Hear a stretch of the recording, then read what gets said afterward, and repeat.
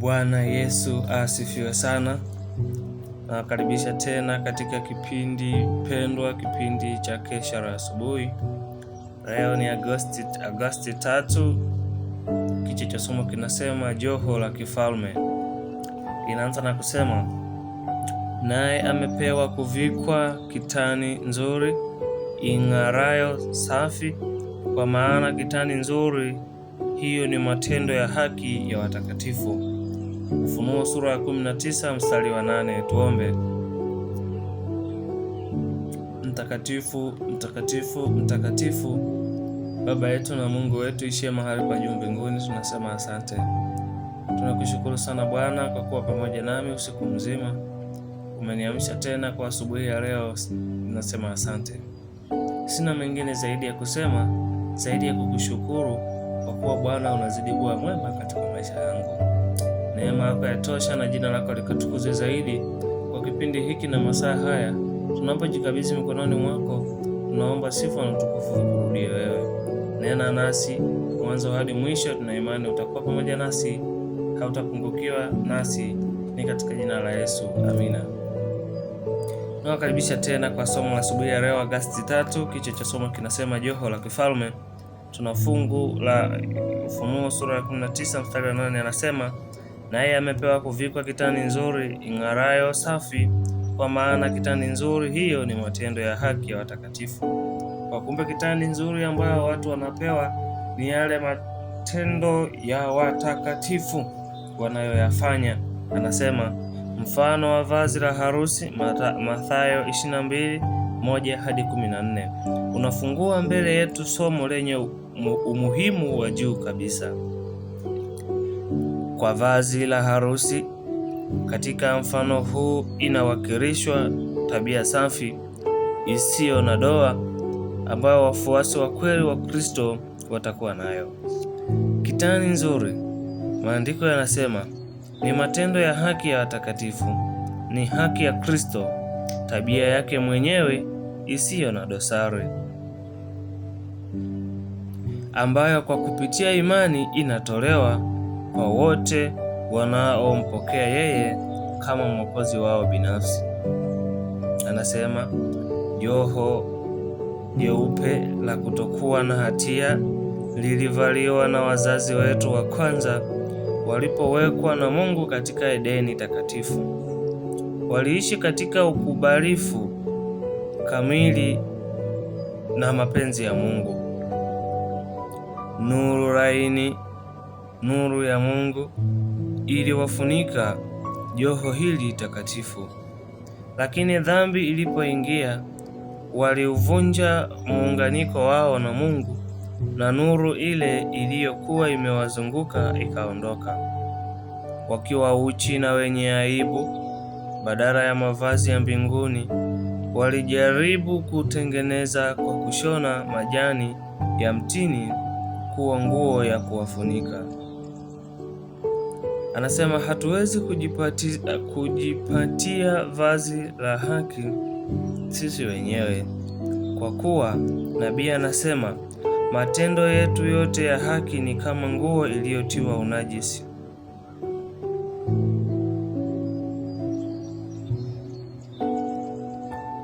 Isaya 64 fungu la 4.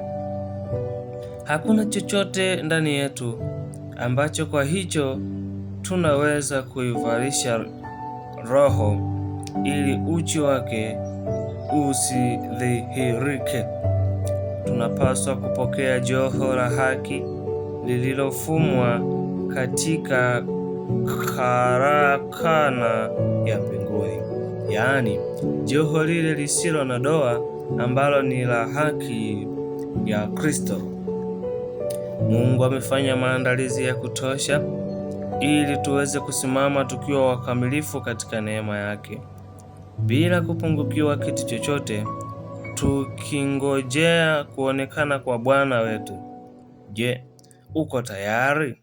Je, umelivaa vazi la harusi?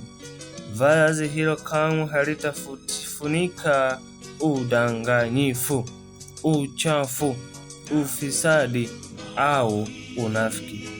Jicho la Mungu liko juu yako. ni mtambuzi wa mawazo na makusudi ya moyo. Tunaweza kuficha dhambi zetu kutoka kwa macho ya wanadamu, lakini hatuwezi kumficha chochote Muumbaji wetu. Hebu vijana na watoto wadogo wafundishwe kujichagulia wenyewe joho hilo la kifalme lililoshonwa katika karakana ya mbinguni, ile kitani safi nyeupe ambayo watakatifu wote wa duniani wataivaa.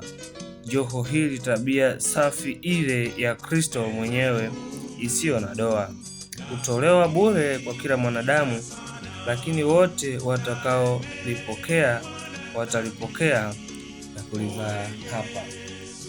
Somo letu linaishia hapa, na likiwa linatufundisha kwamba hebu na kila mmoja ajue thamani ya hili joho ambalo linaongelewa, lakini anasema hilo joho linawakilisha tabia njema ya watakatifu wa Mungu. Kwa kumbe sisi tunapomwabudu Mungu kwa roho na kweli tunakuwa joho takatifu ambalo Mungu anajivunia hakika.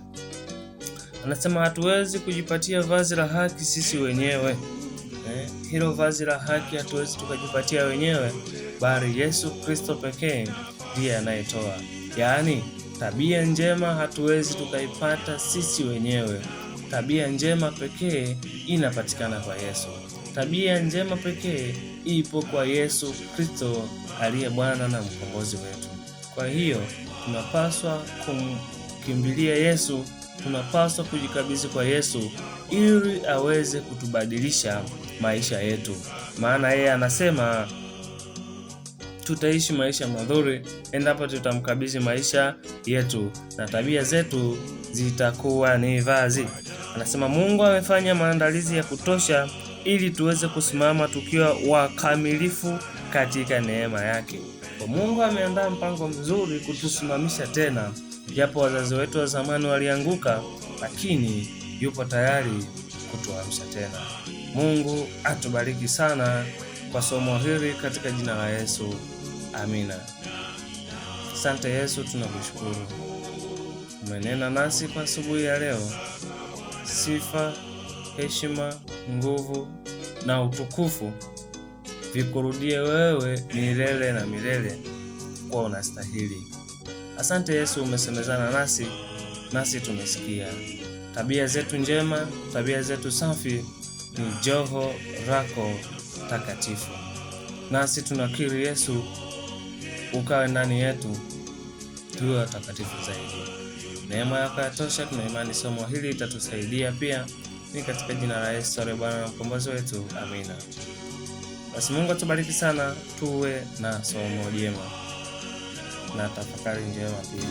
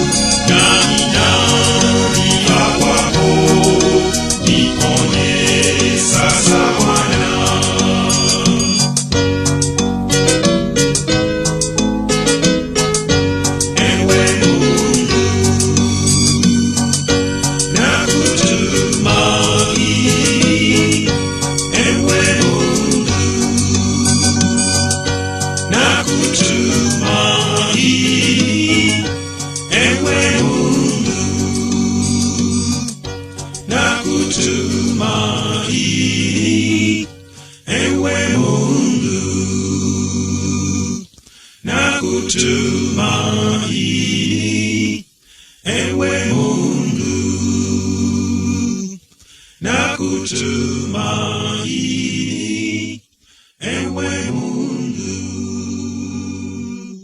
nakutumaini.